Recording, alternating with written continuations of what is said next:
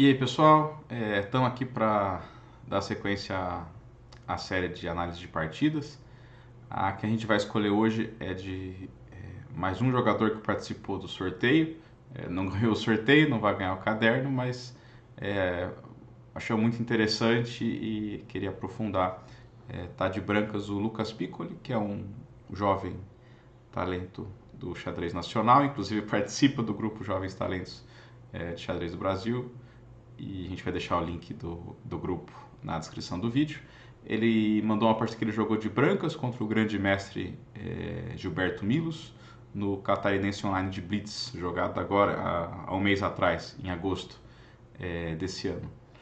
E além de ter sido uma partida interessante contra um grande jogador, ele colocou algumas variantes e fez alguns comentários sobre algumas dúvidas e pensamentos dele durante a partida, o que acho que é muito interessante porque a gente pode, a partir do que a pessoa pensa, fica mais claro para tentar sanar as dúvidas, né? Porque às vezes eu posso, ou o cara que está analisando, quem quer que seja, não tem noção do momento que alguém realmente ficou sem saber o que fazer.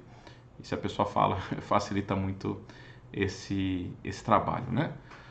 Bom, ele só comenta de antemão que ele queria tentar jogar uma partida mais complicada, porque ele tinha bastante receio de jogar uma partida mais técnica contra alguém como o Milos. É bem verdade que eu já joguei com o Milos algumas vezes e não tem vida fácil em lugar nenhum, mas de qualquer forma ele tinha uma estratégia que ele queria seguir. Acho que isso às vezes ajuda a tomar algumas decisões na partida, ainda mais se for uma partida de blitz, né? Bom, jogou C4, G6, D4, G7, cavalo C3, cavalo F6, transpôs para a Índia do Rei, né? E4, D6, Rock e agora H3, que é realmente uma variante bastante agressiva, que as brancas jogam de vez em quando. Controla a casa G4, prepara desenvolver o bispo para E3, dama D2, eventualmente trocar esses bispos, esse peão de H3 pode ir para G4. É um sistema bastante agressivo, ou em alguns casos dá para jogar simplesmente com bispo E3, bispo E2 e roque pequeno, e não tem um cavalo G4, bispo G4 para atrapalhar. Nessa posição, o lance mais jogado, que é o que ele estava esperando, é E5, e depois de D5, cavalo A6, e segue bastante teoria, posições muito complexas, que dá para aprofundar bastante. Mas as negras jogaram C5, ainda não vamos entrar em detalhes aqui, que já não era um lance que o Lucas estava esperando, né? E as brancas jogaram D5, que é o mais ambicioso de todos. Mas recentemente, ou de alguns anos para cá, o pessoal percebeu que dá para permitir deixar esse peão em D4. Uma sequência, por exemplo, bispo E2, C por D4, cavalo por D4, cavalo C6, bispo E3, bispo D7, roquinho. A gente está na posição exata que transpôs o dragão acelerada na siciliana. E esse lance H3 por muito tempo foi considerado um lance que não tinha muito sentido, porque o branco talvez tenha que jogar F3 depois e você só enfraquecer o G3, mas simplesmente tem uma ideia que foi jogada por alguns grandes jogadores mostrando que esse lance é bom e pode causar problema para as negras. De novo, leva a um tipo de posição diferente. O grande mestre Gilberto Milos já jogou a dragão acelerado, então ele não estaria totalmente surpreso contra essa opção, mas eu acho que é uma ideia bastante boa para as brancas tentarem pegar vantagem.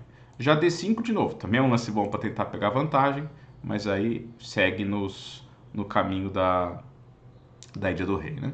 E agora jogou cavalo A6 o Milos. De longe, o mais natural e normal aqui é E6.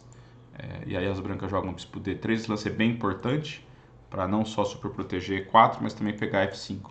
Porque quando E por D, C por D é possível, mas por exemplo, E por D, torre 8 cheque, bispo E3, e quando o bispo H6, eu jogo o roquinho.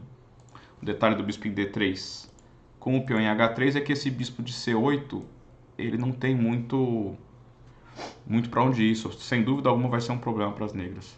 E esse peão, enfim, bispo de E3, bispo por E3, F toma E3, dificilmente as negras vão ter coragem de capturar esse peão, porque as brancas vêm com muito rapidamente com todas as peças para o ataque. E não vou falar que as brancas estão ganhas, mas é uma posição muito, muito perigosa para as negras. E se você não puder capturar esse peão, ainda vou jogar dama D2, depois um eventual E4 e atacar pela coluna F. Faz falta o bispo de G7. Um detalhe importante é que, como o peão branco está em H3, uma ideia ideal para as negras seria colocar um cavalo em E5, né? E aqui não é tão fácil. Você consegue colocar um, eu vou trocar, mas o outro você vai ter dificuldade de ir para lá. Então, essa é uma posição que as brancas, sem dúvida alguma, estão um pouquinho melhores. Mas seria jogável. O Milos, depois de D5, resolveu jogar cavalo A6, que é mantendo a posição mais complexa, o que foi bem interessante. O que quer dizer que talvez os dois estavam buscando posições mais complicadas. Não... E aí leva a partidas mais interessantes, né? As brancas foram jogadas o bispo D3, né? O desenvolvimento natural depois de H3 é levar o bispo para D3, né? Ele não é tão necessário em E2, já que a gente não tem que se preocupar com a cravada, né? Cavalo C7, relocou. O cavalo aqui é uma peça engraçada e vai ser um tema importante na partida, mas ele ajuda muito o lance C6 e eventualmente a preparação do lance B5. Só que depois que você conseguir esses lances, ele pode ter feito tudo que ele tinha que fazer naquela casa e ficar sem rumo ali e ter que ser realocado depois. Vai acontecer um tema desse na partida. Jogou roque pequeno e agora as negras foram E5. E aqui que começa realmente, vamos dizer, as dúvidas do Lucas, né? Ele jogou um lance que para mim faz bastante sentido, que é A3, para preparar a expansão na ala da dama, e eu acho que é um bom lance. O lance mais jogado nessa posição me surpreendeu um pouco, porque é um lance que eu não consideraria, mas que é tomar um passant D por E6 e cavalo por E6, depois de um bispo E3, cavalo D7. E o controle das negras por essas casas aqui, né? O preto vai desenvolver com B6 e bispo B7. Objetivamente, talvez as brancas ainda estejam um pouquinho melhores, mas as pretas têm casas fáceis, têm pulos fáceis para os cavalos. Eu acho que na prática o jogador de negras aqui não está muito preocupado com esse peão de D6 atrasado, que não vai cair. Esses peões atrasados em posições de siciliana e de Índia do Rei, eles têm uma resiliência maior do que o esperado, porque o preto vai ter boas casas para suas peças. Mas tinha uma alternativa que o próprio Lucas citou, que ele analisou, que é bispo G5. Basicamente porque as negras querem jogar cavalo H5 e depois F5 também. Essa é uma outra ideia das negras, depois de jogar o lance C5. E aí, nesse caso, o bispo G5 atrapalha bem. Claro que o preto pode seguir tentando, né? Por exemplo, jogar H6 e aí volta o bispo para E3. E aí cavalo H5. Só que agora dama D2 e a gente toca o ponto de H6. E aqui tem algumas considerações bem interessantes e que eu acho que sem saber jogar essa posição é muito difícil jogar de negras, mas os computadores modernos dão ideias bastante impressionantes, né? O natural, por exemplo, seria RH7 e para preparar F5. E as brancas poderiam seguir o seu joguinho na da dama, mas eu gosto muito dessa ideia que é jogar a torre de A1 direto. E agora, por exemplo, se jogar torre B8, F5 com esse bispo em D3 e o rei em H7 claramente dá medo, né? E parece errado. Então torre B8 e aí G4. E agora vem a explicação do porquê a gente precisa jogar a torre de A1, que parece um lance inútil. Mas a ideia toda é que se não tivesse esse lance eu poderia jogar dama F6 e as brancas jogam cavalo G5 cheque, porque o cavalo de F3 está caindo, HG5, porque senão eu vou tomar o seu cavalo e você não tem nada, bispo por G5 e depois de dama F3, única casa para dama, eu tenho torre E3. É uma ideia bem profunda, mas é importante, porque então depois de G4 eu tenho que voltar o cavalo e as brancas agora não tem, as negras, desculpa, não tem contra-jogo. Eu posso jogar talvez rei G2 e passar a torre e tentar um ataque. Eu posso simplesmente jogar a torre B1 e começar a expandir na ala da dama e falar que as negras estão meio paralisadas. Infelizmente, qualquer pessoa que já jogou Índia do Rei na vida de brancas ou de pretas sabe que nunca é fácil matar a Índia do Rei. O cara sempre tem contra-jogo. A posição tem muita peça no tabuleiro, tem muita tensão. Então, por mais que essa posição seja boa para as brancas, não é o fim do mundo. Só que a ideia que eu acho bem bacana é depois de dama D2, as negras jogam F5, simplesmente dando o peão de H6. Se é por F5, agora meu rei não está em H7, eu só capturo G por F5 e esses peões já estou ameaçando o garfo. E esses peões são super perigosos. E se eu capturar em H6, aí joga F4, toma, toma. E acontece algo interessante, porque eu consegui jogar a ideia principal, que é F5, F4. Eu quero pouco a pouco atacar na ala do rei, de novo, ideia super típica da Índia do rei. Só que eu já me livrei do meu bispo mal, que normalmente não é muito brilhante nessas posições. Tem alguns pontos negativos, por exemplo, eu ainda não joguei F3, o peão de H5 pode fazer falta para romper em G4, e as brancas vão conseguir uma espécie de bloqueio em algum momento, com lances como bispo E2 e cavalo H2. Mesmo assim, as pretas têm boa compensação aqui pelo peão sacrificado, e objetivamente talvez o branco esteja um pouco melhor, mas na prática eu acho que muito jogador de Índia do rei gostaria de jogar assim. Por isso que talvez o lance do Lucas, apesar de ser bem menos jogado, me pareceu bem forte, né? Jogou A3 e meio que, enfim, vou jogar B4 mesmo. Aí cavalo H5 e B4. As pretas jogaram B6, que é a reação natural aqui. Bom, tomar é um desastre, tá? Esse detalhe é importante, porque agora eu vou conseguir depois abrir com C5, com grande... meu ataque vai chegar muito antes do ataque negro, basicamente é isso.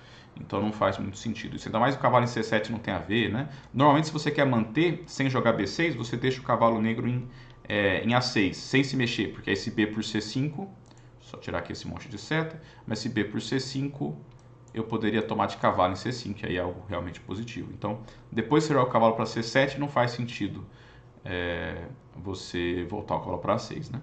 As negras jogaram B6, porque um lance como F5 ele não tá, as pretas não estão totalmente prontas para ele. Por exemplo, eu posso capturar em C5 primeiro e depois de D por C5 um lance como A4 aqui, que parece um lance meio misterioso, mas a questão toda é que em algum momento posso forçar as negras ou não a jogar o lance B6, e aí eu quero ter essa ruptura em A5 para jogar. Ao mesmo tempo, nessa estrutura as negras querem colocar o cavalo em D6, que está super bem, mas o peão de E5 é um problema, então eu vou tentar colocar com o bispo em B2 pressão nesse peão de E5. Então, nós como A4, cavalo E8, um torreão profilático, para já, em alguns momentos eu ameaço capturar em F5 e ganhar E5, então F4. E agora bispo A3, B6 e A5. Cavalo D6. E agora eu volto o bispo para B2, o bispo já fez a função dele de provocar B6. E esse peão de E5 exige muito cuidado, o ataque negro não está tão rápido. De novo, eu gostaria de voltar G5, H5 e G4. E aí esse ataque é violentíssimo, mas não é tão fácil chegar nele, e se a coisa ficar apertar muito, eu ainda tenho lances defensivos, como bispo E2 e cavalo H2. É interessante comparar algumas posições de Índia do rei. Normalmente, quando o preto já joga F4, o peão branco está em F3, então eu não tenho esse bloqueio, não chega tão fácil, e já está enfraquecido a casa de G3 em alguns casos. Aqui não, então sim, as negras em algum momento podem ter ataque, mas está longe de conseguir isso, e as brancas podem conseguir algo antes na ala da dama, né? Por isso jogou depois de B4, jogou B6 o Milos. Aqui o Lucas tomou em C5 direto, que eu não vejo nenhum grande problema, me parece possível. Mas eu gosto muito, mas ele jogou com torre peão direto. Eu gosto muito da ideia de jogar esse lance aqui, torre 1. Eu acho que é um ótimo profilático, se preparando para o que vai acontecer. É interessante que a torre negra está bem em F8 para apoiar F5, mas a torre branca está muito bem em E1. A ideia toda é que F5 de cara vai dar problemas táticos, porque o cavalo de H5 pode estar caindo em algumas variantes, então joga cavalo F4. E aqui uma reação comum que não é boa, que eu considerei, seria bispo por F4, E por F4 e E5. Eu dou o bispo, mas eu consigo essa ruptura central. Mas aqui simplesmente não funciona, porque depois de D por E5, se cavalo por E5, dama D6, e vai cair material, né? Dama E2, torre 8. Simplesmente as negras ganham. Então a gente não está pronto para essa ruptura. Uma consideração geral é que se o peão negro já tivesse em F5, essa ruptura tende a ser ainda mais forte, embora que nesse caso seguiria não sendo boa por causa de razões táticas, né? Se o cavalo C3 não tivesse caindo, eu poderia jogar cavalo C6 e as brancas estão um pouco melhores, né? Então depois de cavalo F4, bispo F1 calmamente. E aí, outro ponto positivo do torreão é que eu volto o bispo para F1. Então, esse bispo ajuda a defender várias ideias de sacrifícios. Então isso foi bem, eu acho que é bem útil. E aí, por exemplo, se as negras jogarem F5 direto, eu tomo C5 uma vez, ok? Poderia transpoder. De novo, eu poderia ter jogado esse lance antes, um lance como torre B1 agora sem problema. E se dama F6, tentando algum tipo de ataque aqui na ala do rei, agora sim, bispo por F4, E por F4 e E5. E essa posição é... Porque agora o peão de D vai passar, essa posição, e cavalo vai para D5, essa posição já está quase perdida para as negras. Então, por exemplo, bispo F1, as negras vão com mais calma H6, torre B1, G5, e aí cavalo H2 profilático. De novo, o lance F5 tem o mesmo problema, eu vou tomar e vou jogar o lance E5 aqui. E taticamente isso daqui é bem perigoso. Talvez um B por C primeiro, né? E aí se eu tentar atacar com G5 sem F5, eu vou tentar enfraquecer essas casas, né? O cavalo pode vir para G4, para E3 e ocupar F5. E de novo, o ataque negro não chega fácil. O cavalo de F4 sim é muito bom, mas sozinho é difícil de dar mate. Um outro detalhe com relação a F5 é que enquanto o cavalo negro está em F4, eu não estou totalmente preocupado, né? Porque você não consegue avançar. O máximo que você vai fazer é capturar em E4, e aí eu venho com o meu cavalo para essa casa fantástica. Só mais um detalhezinho que vai ter esse tema no futuro. Em alguns momentos, as brancas jogam um lance como torre B3, porque depois de cavalo por E4, a torre ajuda a defender pela terceira. E é um caso que o preto tem muita dificuldade em gerar contra-jogo na ala do rei, e as brancas em algum momento entram na ala da dama. Mas ok, eu gosto muito da ideia de torre 1, mas B por C5 tá bom também. D por C seria provavelmente duvidoso, porque as brancas jogam torre 1. Esse lance, de novo, ele dificulta o processo de F5. Esse peão passado, não é que ele vai fazer dama, né? Porque, de novo, eu vou ter essa manobrinha aqui. Só que a gente vai seguir no nosso plano A4, A5. Aqui eu nem precisei gastar um tempo com o bispo A3, e aí depois eu vejo se eu jogo com o bispo B2 ou não, né? Só mais um outro exemplo, por exemplo, se cavalo F4, eu posso considerar seriamente bispo por F4, E por F4 e E5. E seguido de dama D2 e talvez dama por F4, ou cavalo E4, e a posição negra é muito difícil. Mas ok, jogou B por C, torre B1, e aí cavalo F4. E aqui eu acho que vem um momento bastante crítico da partida. Eu gostei muito da maneira como o Lucas jogou até aqui. Gostaria de jogar igual, se eu jogasse isso daqui alguma vez. Mas aqui eu acho que ele cometeu um pequeno erro posicional. Um lance típico nesse tipo de posição, de novo, se torre 1, bispo F1, eu acho que é um jeito bem seguro de jogar, né? Você garante a segurança do rei na ala do rei e depois tenta ir para a ala da dama. Mas aqui não tem essa opção e ele poderia jogar uma ideia mais agressiva, que é bispo C2. Aí você fala, pô, mas o bispo de D3 é muito pior que o cavalo de F4. No momento sim, né? Mas ele pode ter um futuro brilhante, ele pode aparecer em C6, meio que paralisando a ala da dama das negras. E é difícil manter material depois que o bispo chega em C6. E se o preto for em busca de contra-jogo muito rápido com F5, E por F, G por F, agora eu capturo em F4. E por F4, dama D2, e aí esse peão fatalmente vai cair, né? Por exemplo, dama F6, cavalo E2, seguido de cavalo F4, e eu nem tenho tanta pressa para tomar esse lance. Percebe como essas duas... O bispo de G7, sim, parabéns para ele, podemos todo mundo bater palma, mas e esse cavalo de C7 e o bispo de C8? Eles estão muito mal posicionados. E um bispo de C8 um pouquinho melhor, porque pelo menos ele controla a entrada de B7, mas o cavalo de C7 vai ter que ser realocado.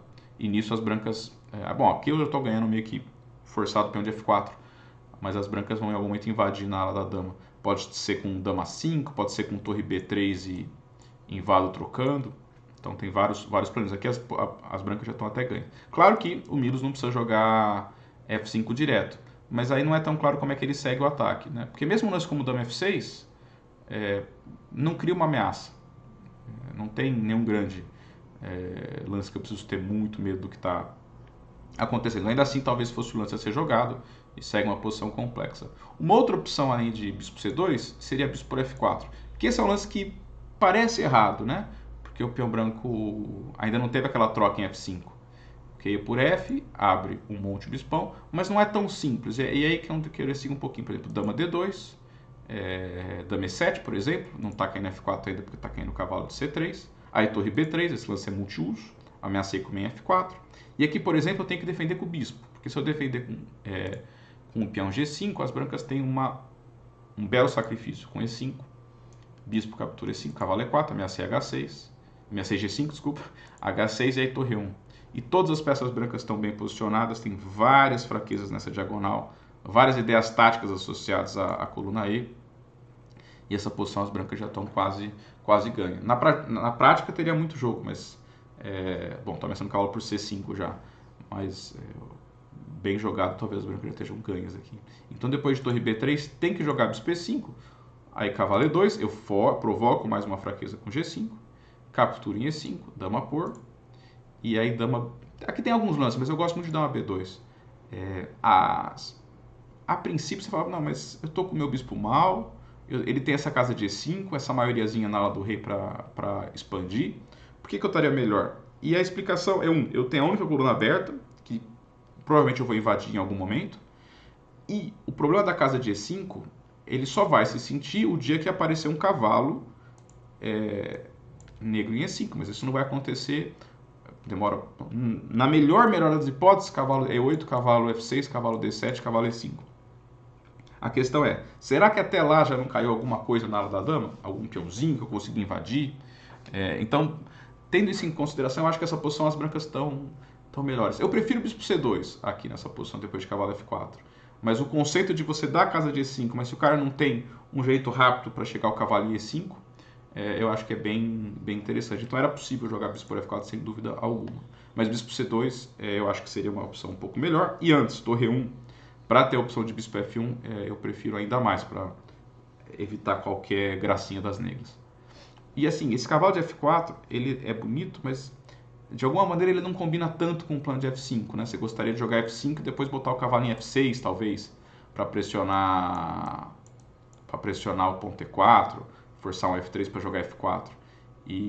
Mas ele cria ameaças, mas sozinho ele tem dificuldade em realmente fazer alguma coisa.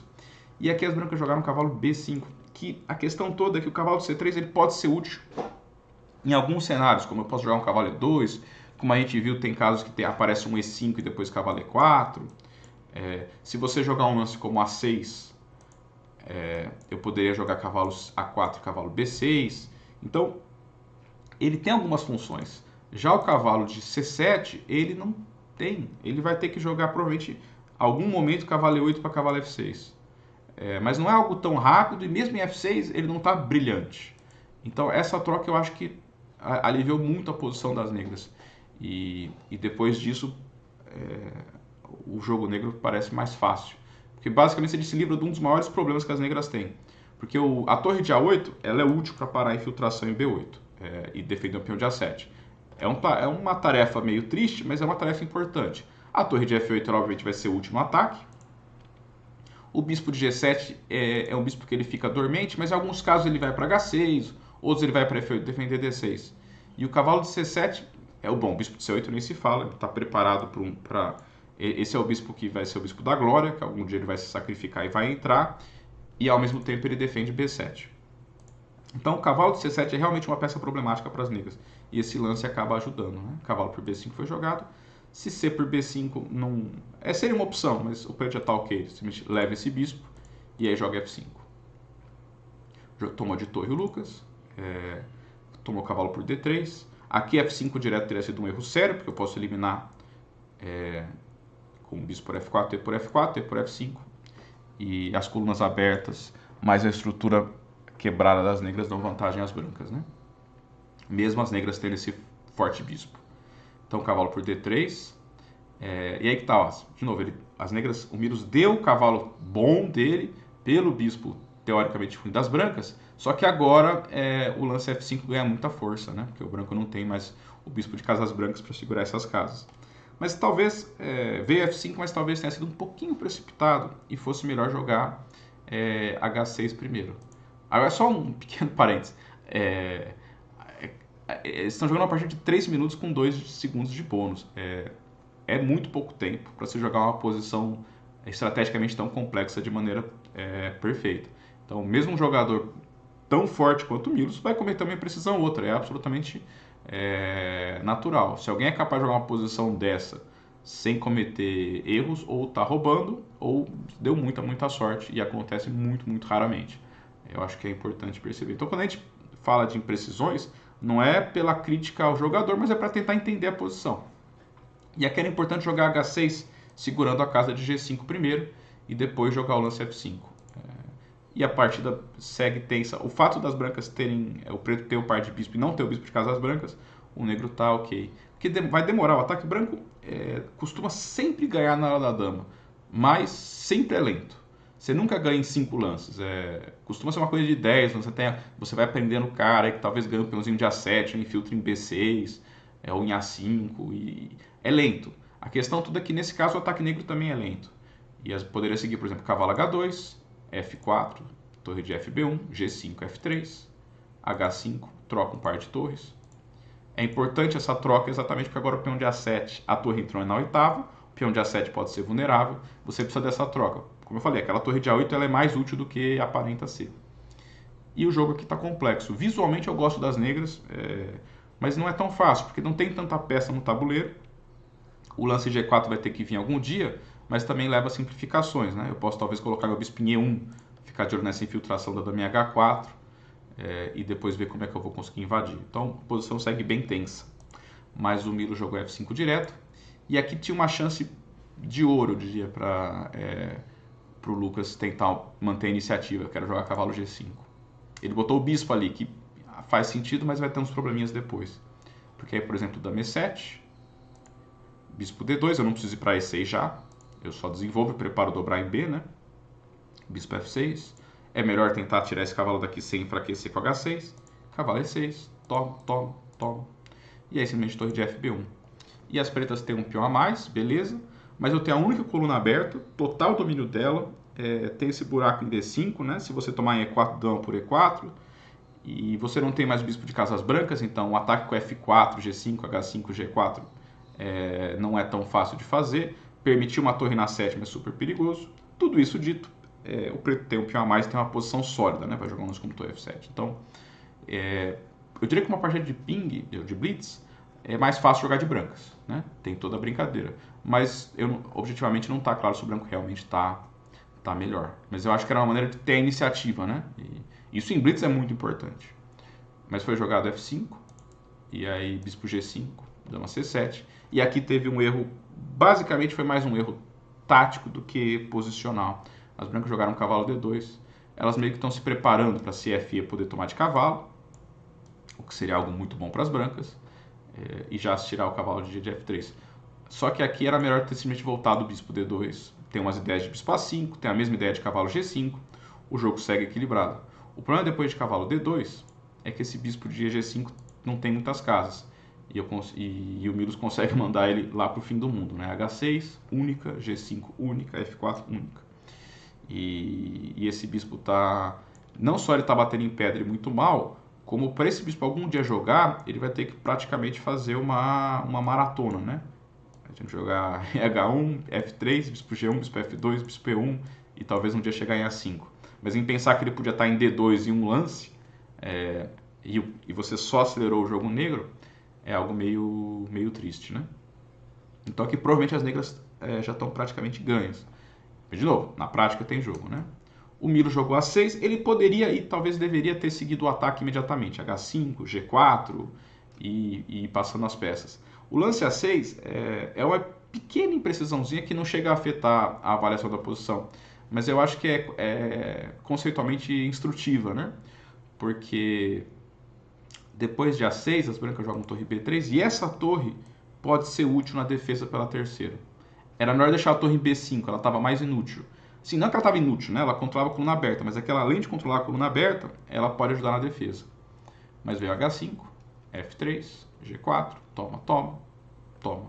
Bispo toma. E aqui a posição já é muito difícil, mas eu acho que uma boa tentativa prática para as brancas seria jogar G3. Reza a lenda que você não deve atacar onde você está pior, no tabuleiro, né? Mas nesse caso eu acho que faz sentido, né? Porque no fundo eu tenho algumas peças de Jornada da Dama. Então talvez não seja tão triste. E aqui as negras estão muito bem, mas eles teriam que jogar muito preciso. Por exemplo, FG seria um erro enorme. Dama por G3 e do nada as peças brancas estão vindo socorrer o rei. e o preto está ok. O bispo de H2 ele segue muito mal posicionado, mas ele ainda é uma peça de defesa, pelo menos, né? Mas depois de G3 as negras têm dama F7, e aí depois de G por F4, dama G6 intermediário exclama. E aqui a posição das negras é muito boa, tem várias ameaças. Acontecendo, em algum momento pode vir um E por F, o bispo de G7 entrar em jogo, né? E agora eu estou ameaçando o bispo F3 descoberto, entre outros, ou bispo H3 também. E a posição não é boa. Mas você colocaria alguns problemas práticos para as negras resolverem. Que, de novo, com a torre em B5 não teria, né? Esse G3 perderia muito mais facilmente. Mas ok, bispo por G4, torre de FB1, dama F7, torre B7. Aqui é difícil saber, entender qual que é o setup correto de ataque com tão pouco tempo. Mas provavelmente jogar a dama para H5 era mais forte, porque aí eu posso passar a torre para F6 e depois ela pode ir para G6 ou para H6 principalmente. E o preto não vai sobreviver. A torre de A8 fica lá para ser trocada quando for necessário. Dama G6, natural, não é o mais matador, mas natural. Cavalo F3. O Lucas disse que aqui já estava se apurando bastante, o que é posição complexa, 28 lances, 3 minutos para cada lado. É natural que o tempo começasse a faltar. Torre F7 foi jogado. De novo, tentar o dama H5 e torre F6 talvez fosse mais forte. Torre de 1, B6. Torre por B7. Torre F6 de novo era mais forte. Mas de novo, isso daqui é muito complexo, muito difícil para entender. É natural você tentar trocar um pouco, né? Aí rei H8, rei F2. E assim, o que o Milos fez, nenhum momento deixou passar a vantagem. Talvez diminuiu um pouquinho, né? Mas ele seguiu colocando problemas. É muito importante quando você está numa posição muito melhor, você não precisa jogar sempre o melhor lance. Porque é difícil, é muito difícil jogar sempre o melhor lance. Mas se você conseguir jogar lances ok, que você consegue manter a vantagem e colocar a pressão, na prática costuma resultar em sucesso. Porque o cara uma hora acaba errando. Torre G8. E aqui é um momento interessante. Ele joga a torre B1 e ele se dá a torre B1 como sendo interroga. Mas a verdade é que a posição já é bem difícil e não tem muitas soluções. O que ele falou é que ele ficou com medo da ideia de jogar bispo F6 abrindo e depois bispo C8 descoberto, atacando a torre e ganhando G2. Então não tem nada muito melhor do que voltar a torre para B1 mesmo. Bispo F6, torre G1, torre B8, torre B1, torre G8. Isso é típico não só para tentar testar o seu adversário, como a repetição de lances, né? Como também para ganhar um pouquinho de acréscimo no relógio, né? 2 segundos ali, você foi e voltou, ganhou, sei lá, gastou meio segundo para cada lance e ganhou 3 segundos, o que pode ser bem útil mais para frente. E numa partida pensada também é uma estratégia muito comum. Você está numa posição muito melhor, você repete um pouco os lances para... Não pode deixar repetir 3 vezes, né? Mas você repete uma vez os lances para ganhar um tempinho no relógio. Torre G1, bispo D8, torre C1, bispo D7, os bispos estão perfeitos ali, atacam de um jeito bom. Torre G1, dama H5, torre H1, rei G7, torre G1, rei F8. E aqui o Lucas, cansado de se defender numa posição super difícil, o bispo segue muito mal, taticamente ele tem problemas depois de um bispo G4, peão de G2. Não, estrategicamente aqui realmente a posição já deu errado. Tudo por causa de um detalhezinho tático errado do cavalo D2 lá atrás, que obviamente se o Lucas tivesse mais tempo ele não faria, mas aí não tem jeito. Aqui Inês é morta e tem que ver o que faz. E ele jogou G3, que segundo ele, que é melhor morrer atirando do que não fazer nada. Faz sentido, muito mais num blitz, né? Essa ideia foi interessante. E esse lance lá atrás talvez fosse até mais. Jogou bispo G4 Milos, ameaçando bispo por F3. E aqui o Lucas meio que fez um seja o que Deus quiser e sacrificou a peça. Mas a posição era muito difícil. Por exemplo, se torre G2, as negras têm um lance muito forte, que é a torre G7. Esse lance prepara a torre não só ir para H7, mas ir para F7 quando for necessário. Em F7 é bastante perigoso. O branco vai... Ainda assim o branco tem alguma luta, mas está perdido. Mas jogou G por F4, bispo por F3, toma. Se tomar em F3 tem dama por H2 e depois dama por F4 não tem nem jogo, né? Então rei por G8, bispo por G3. E aí salvou a peça aqui. Aqui a posição está ganha para as negras, né? Existe só algum cuidadozinho. Só tem mais 2 momentos que eu acho que são interessantes na partida. Aí D6, tentando qualquer contrajogo. Cheque. E aqui rei G2 manteria as damas, pelo menos. E talvez levasse a um jogo um pouquinho mais complexo. Não deveria ser suficiente para salvar. Um lance como Dama E6 defendendo E5 e ficando de olho no peão de D6 parece ser mais do que suficiente. Jogou Rei G1 e aí o Milo jogou uma técnica super comum, né, de conversão, né, trocou material quando ele está na frente. Tem que tomar porque ameacei a dama. E eles jogaram uma sequência que eliminou vários peões.